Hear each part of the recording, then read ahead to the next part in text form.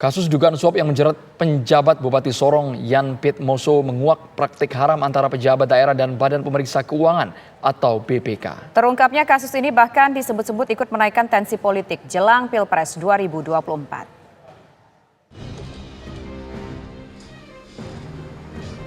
Komisi Pemberantasan Korupsi KPK telah menetapkan penjabat Bupati Sorong Yan Piet Moso sebagai tersangka pemberi suap kepada Badan Pemeriksa Keuangan BPK. Tersangka menyematkan istilah titipan untuk menyamarkan jejak pemberian suap tersebut. Saya mempersilakan pada Pak.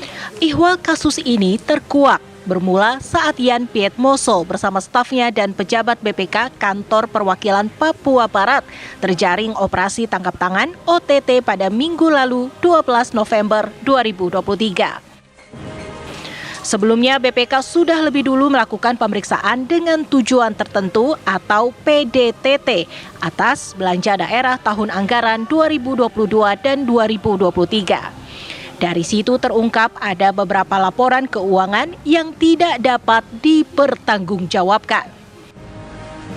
Suap Yan Piet Moso ke BPK diduga untuk mengondisikan temuan BPK di Kabupaten Sorong tersebut. KPK menyita uang tunai senilai 1,8 miliar rupiah dan jam tangan mewah. Jumlah itu kemungkinan masih bisa bertambah. Menyusul OTT terhadap Yan Piet Moso, KPK kemudian menetapkan 6 orang sebagai tersangka.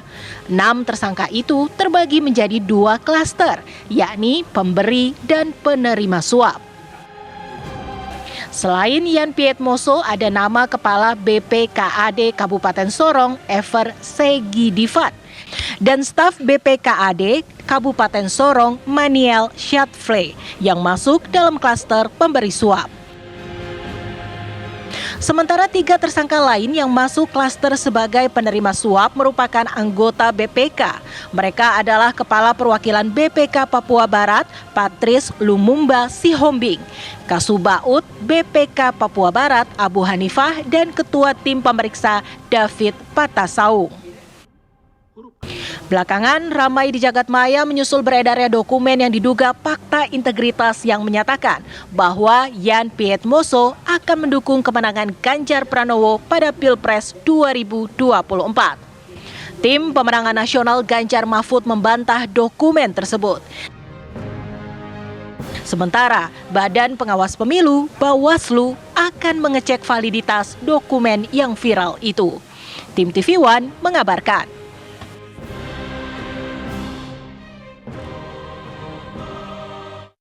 Bagaimana perkembangan pusaran kasus suap penjabat Bupati Sorong Yan Piet Moso? Kami akan ajak Anda bergabung bersama dengan rekan kami ada Kurnia Amal dari Gedung KPK Jakarta. Silakan Kurnia Amal, apa informasi terbaru mengenai kasus suap yang melilit Yan Piet Moso ini?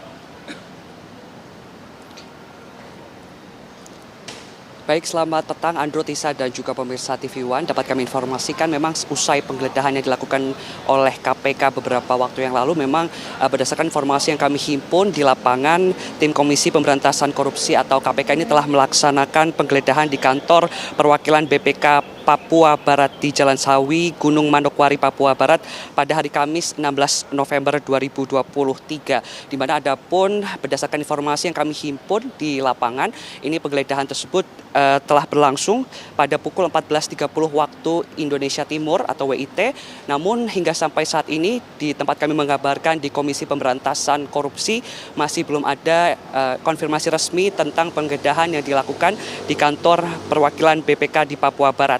Dapat kami informasikan untuk saat ini kami masih menunggu informasi terkait tentang sebetulnya apa temuan penggeledahan yang dilakukan oleh tim KPK yang dilakukan beberapa waktu lalu. Seperti yang kita ketahui bahwasannya saat ini sudah ada 6 tersangka yang ditetapkan dalam kasus dugaan suap ini, di mana ada 2 klaster yang dapat kami informasikan. Yang klaster pertama yakni adalah klaster pemberi suap, yakni tersangkanya ada PJ Bupati Sorong Yan Piet Moso. Yang kedua adalah Kepala BPKAD Kabupaten Sorong Ever Segidifat. Kemudian juga ada staf BPKAD Kabupaten Sorong Maniel Syatfle.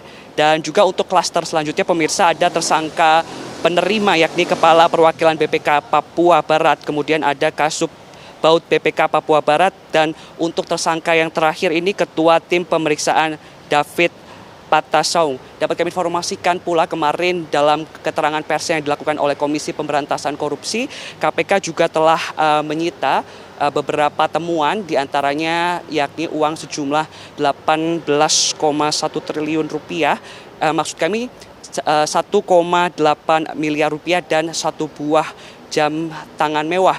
Dan jumlah ini tentunya masih akan dapat bertambah karena pihak dari Komisi Pemberantasan Korupsi ini masih melakukan pendalaman sebetulnya berapa jumlah temuan dalam OTT tersebut. Dan dapat kami informasikan kepada Anda untuk tersangka dalam kasus ini akan menjalani tahanan selama 20 hari ke depan.